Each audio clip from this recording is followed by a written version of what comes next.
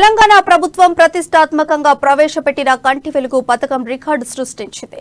నేటితో కంటి వెలుగు వైద్య పరీక్షలు కోటికి చేరుకున్నాయి.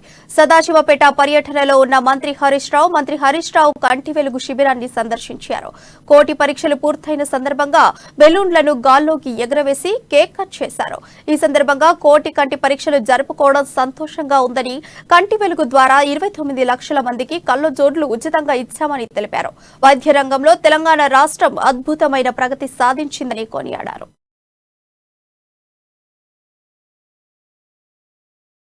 మా డాక్టర్లు, వైద్య ఆరోగ్య శాఖ సిబ్బంది అన్ని యంత్రాలు తీసుకొని వచ్చి ఆ గల్లీలో, ఆ గ్రామంలో ప్రతి మనిషికి పరీక్ష చేస్తా ఉన్నారు. ఉచితంగా కళ్ళజోళ్లు ఇచ్చే కార్యక్రమం చేస్తా ఉన్నారు.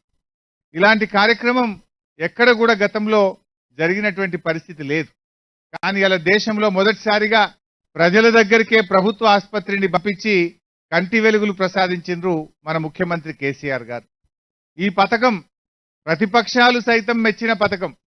వెతికిన ఇళ్ళ కూడా ఏమైనా విమర్శలు చేద్దామని ఏం దొరకలే.